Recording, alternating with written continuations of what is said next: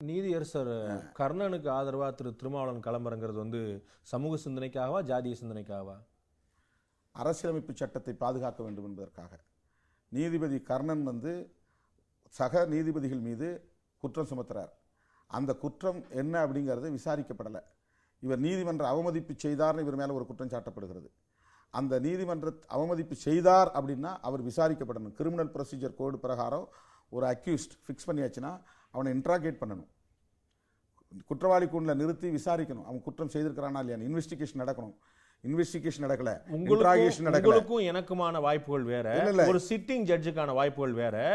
உச்சநீதிமன்றத்துல 7 நீதிபதிகள் கொண்ட அமர்வு திரு கர்ணனை நேரில் அழைத்து விசாரித்தது. 7 பேர் கொண்டல, முதல்ல அவங்க 2 பேர் தான் விசாரிச்சாங்க. 2 பேர் கொண்ட நீதிபதி தான் பானுமதி, இன்னொருத்தர் தான் வந்து விசாரிச்சாங்க. அவர் வந்து அந்த இடத்துல அப்பயும் வந்து அந்த குற்றச்சாட்டு எல்லாம் கரப்டட், இங்கே கூட கரப்ஷன் இருக்குன்னு சொல்லிட்டு வெளியே வந்துட்டார். அப்போ வந்து அவங்கள வந்து அன்னைக்கு அவர் மேலே அவங்க தண்டனை கொடுக்கல. அதுக்கு பிறகுதான் வந்து அவங்க டிரான்ஸ்ஃபர் பண்ணுறாங்க கொல்கத்தாவுக்கு. அவருக்கு வந்து ஒரு அவமரியாதை நடத்தப்படலை. உங்களுக்கு தெரியும், காவல்துறை நினைச்சா பிடிக்கும்னு நினைச்சிருந்தா பிடிச்சிருக்க முடியும். அவர் வந்து வீரப்பண்ணில் காடுக்குள்ள மறைஞ்சிருக்கிறது, எங்கேயோ இங்கே தான் இருக்கிறார் அவருடைய காரணங்களுக்காக. காவல்துறை சரி ஒரு சிட்டிங் நீதிபதிக்கு வர வேண்டாம்னு சொல்லி மத்திய அரசு வாதாடிச்சு, ஒரு சிட்டிங் நீதிபதி பண்ணாதீங்க அப்படின்னு சொல்லி. இதுக்கு மேலே ஒரு ஜனம் எப்படி இருந்திருக்க முடியும்? நீங்கள் வந்து ஒரே குரலை வக்காலத்து வாங்கினீங்க, அவருக்கு ஆதரவு வாங்கினீங்கன்னா அது ஜாதிய காரணம் தர வேற என்ன சொல்ல முடியும்? எல்லாருமே ஜாதியின் பெயரால் அவருக்கு அவமதிப்பு நிகழ்வுங்கிறது தான். ஜாதியின் பெயரால் வந்து சக நீதிபதிகள் அவரை ரொம்ப ஹியூமிலியேட் பண்ணியிருக்காங்க.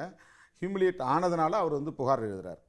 அந்த புகார் வந்து எடுக்கப்படாததுனால அவர் என்ன சொல்றாரு, என்ன நீங்கள் வந்து ஒரு தலித் ஜட்ஜுங்கிறதுனால தான் இந்த அளவுக்கு தலைமை நீதிபதியை நான் வந்து சஸ்பெண்ட் பண்றேன், தலைமை நீதிபதியை நான் வந்து வேலையை விட்டு தூக்குறேன், அவருக்கு அரெஸ்ட் வாரண்ட் பிறப்பிக்கிறேன், அவர் அதெல்லாம் நியாயப்படுத்தல, அதெல்லாம் தவறு தான். அதெல்லாம் செய்யும் போது நீதித்துறை வந்து ஒரு எப்படிப்பட்ட விமர்சனத்துக்கு உள்ளாச்சாங்க. அது வந்து என்னன்னா அவங்க அவுட் ஆஃப் த வே போய் பண்றதுனால இவர் அவுட் ஆஃப் த வே போறாரு. அது எப்படி சார் முடியும்? நீங்க உங்களுடைய கட்சியில கூடிய நிர்வாகி நீக்கிறதுக்கும் ஒரு கட்சியில கூடிய மாவட்ட நிர்வாகி உங்களை நீக்கிறது வித்தியாசம் இருக்குல்ல சார்? இந்த புரோட்டோகால் கிடையாது அங்க. அது எப்படி சுப்ரீம் கோர்ட் ஜட்ஜ் வந்து அவங்களுக்கு மேல வந்து அவங்கள மானிட்டர் பண்ணக்கூடிய ஜட்ஜ் கிடையாது. ஆமா, இல்ல அவங்க அப்பலேட் அத்தாரிட்டி, அவ்வளவுதான். பணிமாற்றம், இடமாற்றம், பணி கொடுக்காமல் வச்சிருக்கிறது எல்லாமே பண்ண முடியும் சார்.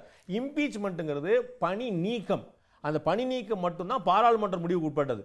இது மற்ற அத்தனை நீக்கத்திற்காக மட்டும் இல்ல, எல்லா விசாரணை எந்த விசாரணையா இருந்தாலும் நாடாளுமன்றத்தில் வச்சுதான் அவங்களை விசாரிக்கணும்.